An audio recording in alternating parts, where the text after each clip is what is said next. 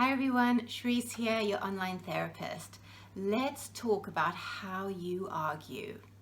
How we argue with our partners reveals so much about ourselves.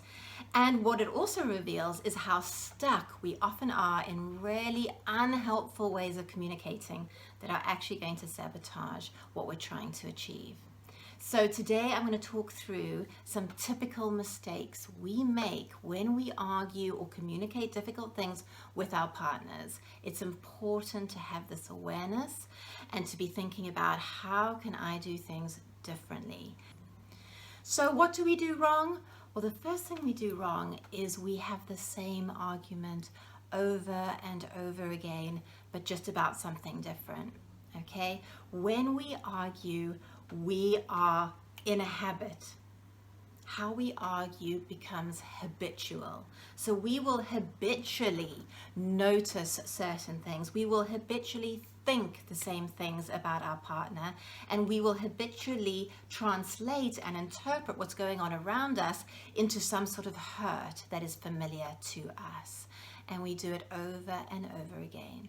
When I'm working with a couple, this is so evident. It's that the same hurts are being reopened, the same sentences are even being said to one another, and the same feelings are what are coming up. And why this is important is habits are not about the present moment. It's about something in our system, something in our psyches that has become automatic. So we don't have to think about things too deeply. We don't have to bring new resources to the situation because it's habituated.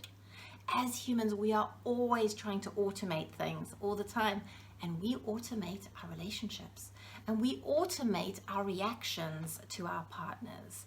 So we need to be careful. We get our cue, which is an irritation or a trigger or something from our partners, and our brains go, oh, I know how to deal with this, and the same old thing comes rolling out. So if we're trying to improve our relationships, if we're trying to create something new, we have to become incredibly conscious of what we are unconsciously and just habitually doing. So recognize, think about the last few conflict points with your partner. Same old, I bet. You'll recognize your responses. You'll recognize your hurts. You'll recognize his phrases, her phrases, your phrases. Nothing is actually that surprising after a period of time with the way a couple communicate when things are difficult. So a big part of working on ourselves and working on our relationships is bringing new things, new responses, new ways of being patient, tolerant, listening to hear, not listening so you can get your point across and tell the other person that they're wrong. We have to start doing things differently, and the first part of that is recognizing the things that we're doing the same over and over again. Another thing that we do, which is, I guess, human and really understandable, but what we do is we look for the hurts. You know, as I say, we are ready, primed, and waiting for the hurt. And again, this is almost a habit. It's kind of, I know this is going to happen, so I just have to wait, and oh, there it is, and now here I am, all disappointed all over again. We need to be careful. We need to be careful. We're always on the lookout to be offended, to be hurt, to be let down. And whilst that may be happening, actually in this process, that is the only thing that we are tuned into. So we're not seeing some of the positives. We're not seeing the behavior that we maybe don't recognize. We're maybe not seeing the love languages that are being communicated to us because it's not our specific love language in exactly the way we want when we want. But we will see the hurt. We will see the upset, we will see the disappointing behavior, and we'll have the whole response and script to go with it. Okay, that's not going to be helpful to the relationship. So much of couples therapy is about bringing more balance into how we look at and how we view our relationships and our partner. So yes, of course there will be things to work on, but to talk that the whole relationship is completely toxic and negative and awful, that is disproportionate and that is imbalanced. And it's also inaccurate. You know, nothing is completely that. But in our hurt and when we're triggered, we just kind of blanket statement the relationship, and that blanket statement is negative, and we need to be really careful. Because how does someone come in and meet our needs when we are so convinced of their inability to do so and have got proof of this and this and this and this and this of every time they haven't, and are not even seeing their efforts when they are? This is when we need to be really, really careful, because what we do is we can inadvertently make our partners the enemy.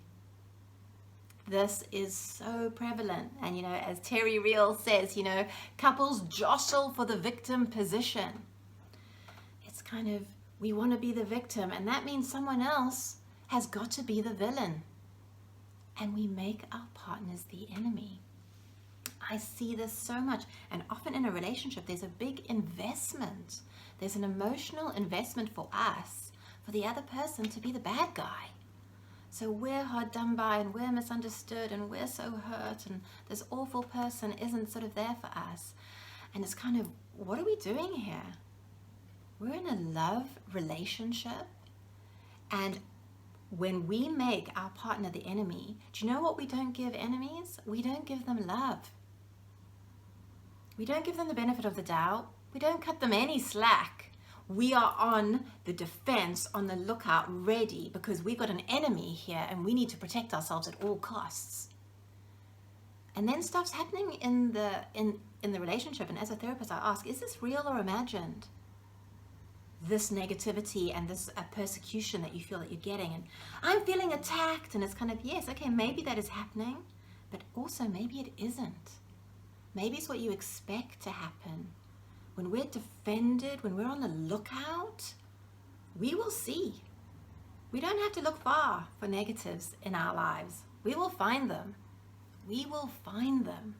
And they sort of exponentially grow in our hearts. And then the danger with that is if our hearts harden, if we're with an enemy and we're protecting ourselves, our doors close. And we become withholding of love ourselves. We put ourselves in a position of waiting for the other person to say the right thing, to make it up, to apologize for whatever significant thing they have done wrong to us. And we lack insight into ourselves. What are we putting out into the relationship? If we're putting out the doors closed, if we're putting out, you're the enemy and I kind of hate you, what are we doing? This is a big mistake that we make. And we do it from the victim position because we feel so hurt, and maybe there is hurt and that is okay. But if we're in a relationship, we have to show up in our relationship with a bit of love in our hearts. We have to stay open. What happens all too often is our hearts close. Our hearts close, and then we're deeply upset and disappointed because, you know, no one cares. And it's like, how do we get in? How do we get into your heart? We need to be careful. It becomes like a fortress.